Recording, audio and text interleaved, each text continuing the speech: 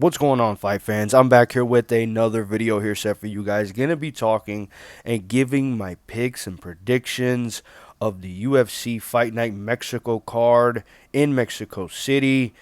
Usually, again, we talk about it all the time, but these fight nights have actually been in the arena. Dana has been listening, even though these were already pre-planned before my video dropped, about the fight nights finally being in the arena. But, we're getting right back to the Apex after that week, so expect what you usually get in terms of predictions and fight nights in my honest opinion, which means it's not gonna happen. But starting off with this card again, I'm not gonna be talking about every single fight on this fight night card. It doesn't important, it's not like good, so I don't really care about it to pick about it.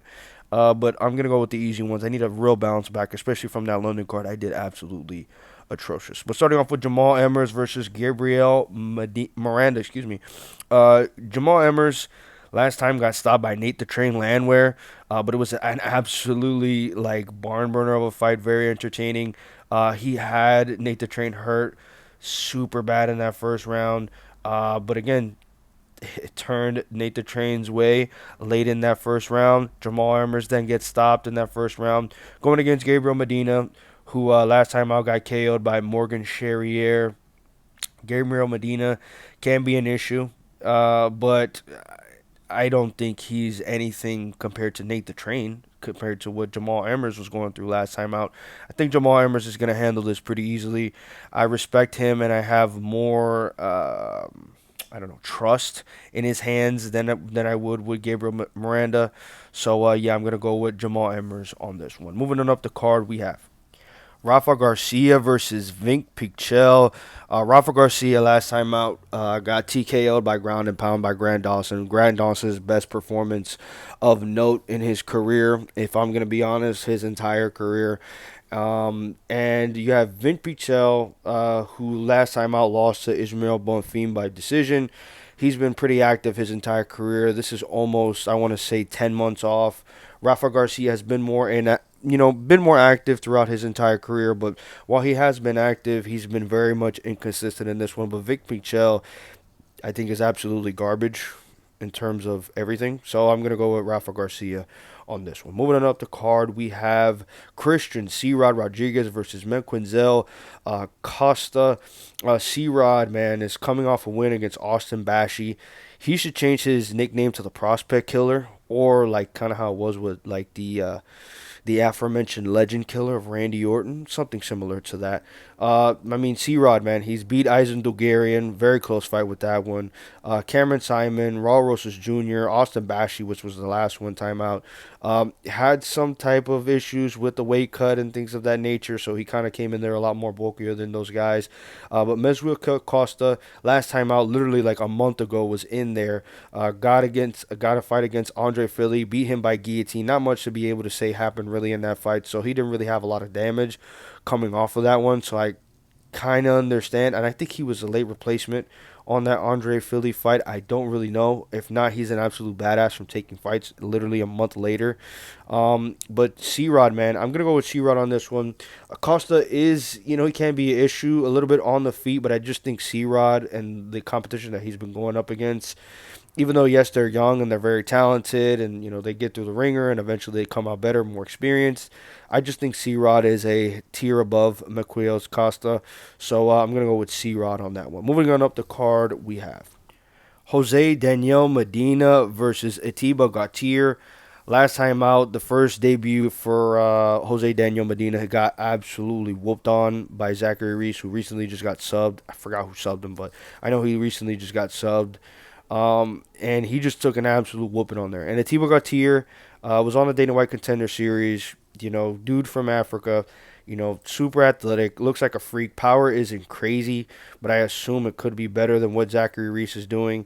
And Jose Daniel Medina is pretty much there to be a punching bag, so I expect him, hopefully, to get knocked the fuck out. But Zachary Reese wasn't able to get the job done, even though I don't think Zachary Reese has, the utmost type of like power in his hands, even though he actually did really try to get able to get him out of there.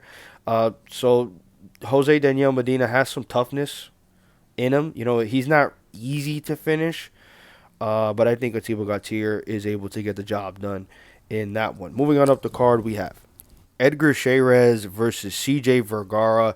Man, last time out for Edgar Chairez, he was in the Sphere card against Joshua Van. They put on an absolute banger between those two. Very, very close decision in that one. Could have gone either way. I lean more towards Joshua Van, who was the rightful winner in my opinion in that fight. But Edgar Chairez, hands down, you can't take nothing away from him. The dude actually put out a great performance out there. And CJ Vergara, he's coming off back-to-back losses against brothers. So he's going with the loss against Asuhama Bayev and Temirov, who TKO'd him. So CJ Vergara right now is on a downward slide, and I don't think he's up to the par of what Edgar Chairez is. Is actually what I've seen from him. So I'm going to go with Edgar Chairez with the dub over CJ Vergara. Moving on up the card, we have Ronaldo Rodriguez versus Kevin Borjas. Rodriguez is coming off again, another dude that's coming off the Sphere card where he had the very, very close decision with Ode Osborne. Almost had him finish in that first round. So really showed a lot of toughness, especially with the submission threat, and he was especially getting pieced up on the feet. Later throughout the fight, I think he did better. He's very much so needs a lot more work with his skill and technique. He's a wild dude that goes out there just to throw. Has obviously power in his hands and good submission threats as well with the BJJ. But he just really needs more time and experience because he's just a wild man in there. With Kevin Borges is on a 2-fight losing streak as of right now. He's really just started in the UFC. I don't really see much pushback for him, that being Ronaldo Rodriguez. I think there should be a layup for him, especially it being in Mexico as well. They're trying to get the crowd going, some layups, some knockouts. So I would probably expect that Ronaldo Rodriguez is going to knock Kevin Borges out cold. Or, yeah, cold. Yeah, because they need the Mexican representation really badly and then for it to look good in this card. So I'm going to go with Ronaldo Rodriguez with a KO either in the first or second round. And moving on to the main card, we have. Excuse my past self. I'm very sorry. We were already on the main card with that one. But we have Raul Rosas Jr. versus Vince Morales. Raul Rosas is on a 3-fight win streak after losing, as the aforementioned C-Rod. Christian Rodriguez was also on this card as well. He's, doing pretty much his thing last time out. I think he was also on the Sphere card last time he fought. Or I don't know if that was the last time he fought, but I know he was on the Sphere card as well. He didn't look tremendous. Still needs to. He's still a young dude, man. Still has to work a lot on his striking ability and adding a little bit more, looking a little bit more fluid and more comfortable on the feet. Obviously, the grappling is his star to wonder. So he's going against Vince Morales. Vince Morales, as of right now, is on a 4-fight losing streak, but is very game, if we're being quite honest with each other. Had a very close decision loss to Elijah Smith, where he took over that second round with his boxing.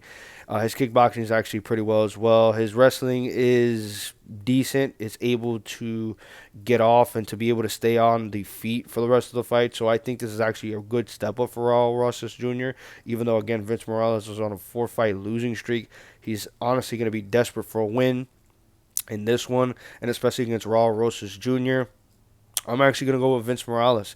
I think Vince Morales is going to be the more desperate man in this one. I think he's going to be able to keep things on the feet. And if he does keep things on the feet, it's going to be a problem for Raul Rosas Jr. I think Raul Rosas Jr., again, is a young, and he has experience, but is still, compared to Vince Morales, as Christian Rodriguez, is an inexperienced dude. And with it being on the feet, I just think I'm trusting more with Vince Morales than what I would be with Raul Rosas Jr. Controversial take. First underdog on this card, I believe. But yeah, I'm going to go with Vince Morales. Moving on to the feature fight on this card, we have Joe Pyfer versus Kelvin Gastelum. Kelvin Gastelum, there's a report. Either I'm going to get sentineled right now, if you guys know what that means.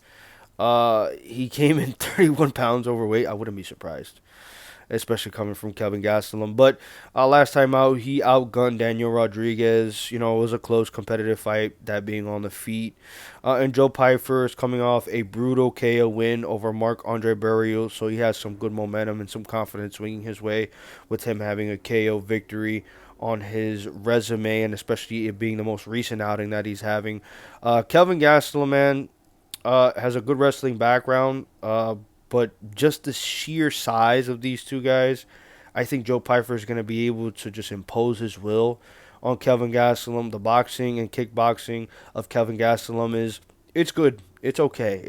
It's I'm not gonna say it's passable, but it's good enough to the point where it will definitely give Joe Pyfer problems, especially with the low kicks. I think that's gonna be something that's gonna be on the game plan for Kelvin Gastelum is to really just hammer those low kicks. Is whenever he has a chance to be able when Joe Pyfer's in range or whenever he's rushing in.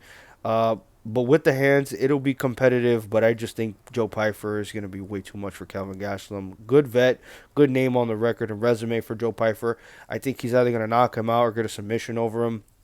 He's been working, he's been working for a while now with Sean Brady, him being his main training partner in Pennsylvania. I believe they train in Pennsylvania. So Joe Pyfer is versed on the ground as well. But I think he gets the job done against Calvin Gastelum. I have no, honestly, hope for Calvin Gastelum at all. I really don't know why he took this fight. But I mean, I guess he believes in himself, and that's the only person that you need to believe in. But, yeah, I would hammer Joe Pyfer money line if I'm a betting man, 100%. Joe Pyfer is gonna get the job done. It should be a finish in this fight, in my honest opinion. There should be a lot of finishes on this fight. I'm hoping so compared to the London Fight Night card that we had last week. And moving on to the co-main event, we have an absolute guarantee of a finish of a fight. Drew Dober versus Manuel Torres. Pretty much a hardcore, die-hard, fans, like dream of a matchup between these two guys. I wouldn't go as far as that, but it is definitely a fight that you're definitely going to be wanting to watch on this card because it's going to be absolute violence from the start to the very end.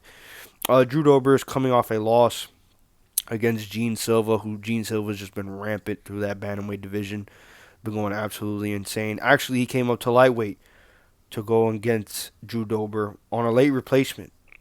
Shout out John Silva. John Silva's an absolute monster. But he absolutely annihilated Drew Dober on the feet in any which shape or form. Drew Dober did have his moments, especially early in the fight. He was actually doing really well against John Silva, but eventually it settled into where it usually is, where John Silva continues to either just dominate you if you have an absolute chin like Drew Dober has, or he puts you away. And the former happened instead of that being the latter, where Drew Dober had to get stopped because of a bad cut that he had all over his. I mean, he was getting mauled over there, man, against John Silva. And then Manuel Torres is coming off a loss against Ignacio Bahamondes. I think it was a very bad style matchup. Manuel Torres is a boxing heavy first, but he kind of runs in there, likes to keep it in close with the dirty stuff, with the dirty boxing, has good kicks as well, has good takedown defense and wrestling ability.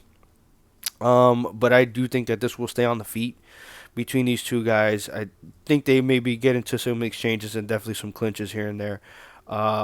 Drew Dober, man, this is as even as it can be with these two guys.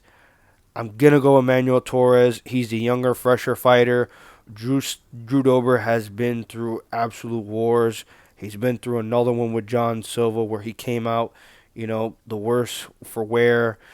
And Manuel Torres, while yes, he did get rocked many times against Ignacio Bahamondes, and we look at Bahamondes now, and he's actually in the rankings in the 155 in the lightweight division.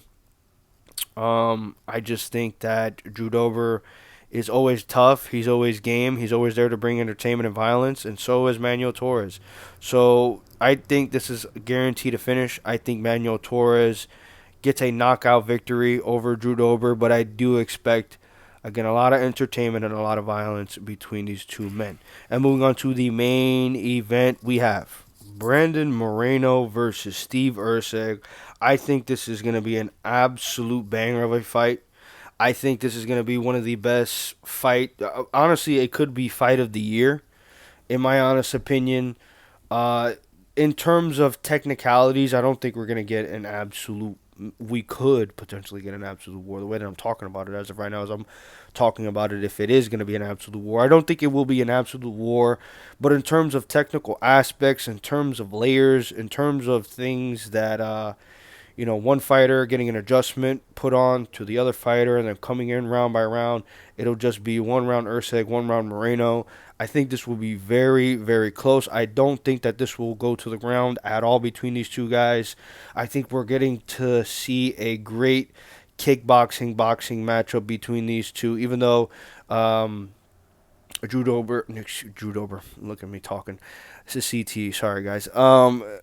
Steve Erceg, he is really good with the takedown defense, and his jiu-jitsu is actually pretty well. So, same thing as well as Brandon Moreno. If it does go to the ground, it'll still be entertaining. But I don't think anybody really has an advantage in terms of whose grappling is better. I think they're kind of on the same tier. If you're going to get an advantage to somebody, it would probably be nobody. I think it's really even, honestly, from looking at the fights where they have Pantoja and other people as well.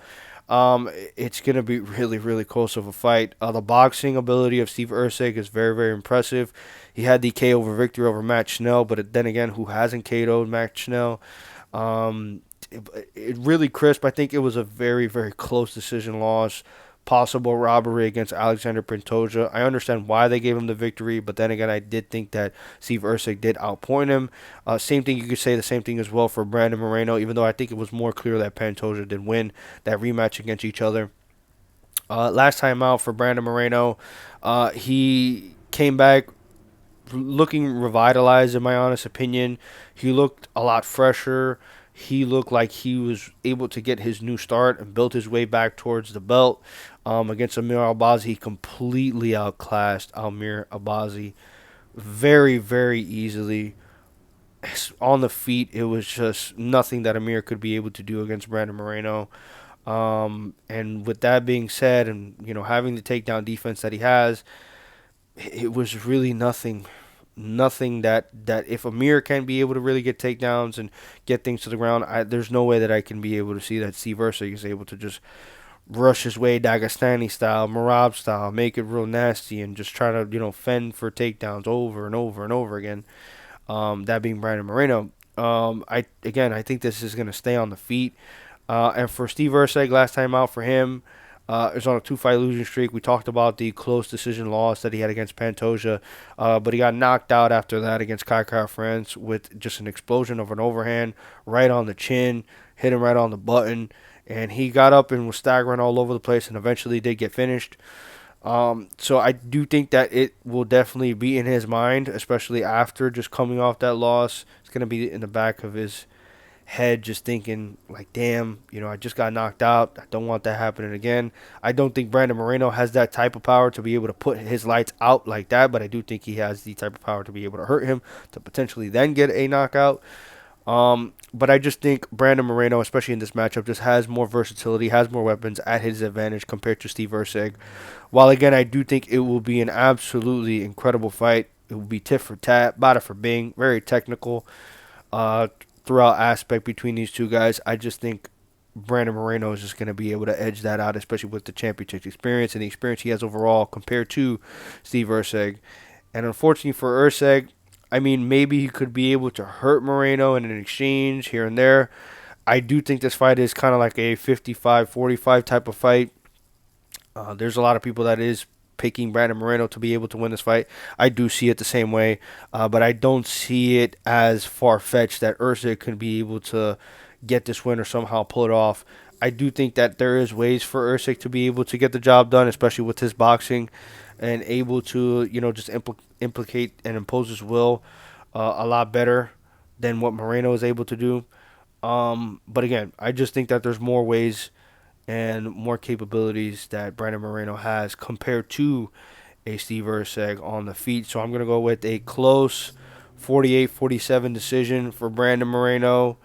Could see maybe scorecards going the other way, but I think this will definitely be very close, maybe controversial. I don't think it will be a robbery. I think it will be a clear just edge decision to Brandon Moreno. Thank you guys obviously again for watching this video. Like this video if you obviously like the video. Comment your opinions on what you think is going to happen on this UFC Fight Night Mexico City card. Who you got in the main event, who you got throughout this entire card, and subscribe. Subscribe, UFC fans. I'm here. You're there. You're watching. I'm talking. We're here. This is a community. I'm building it. let's continue to build on to this. Thank you guys again for watching again, and peace.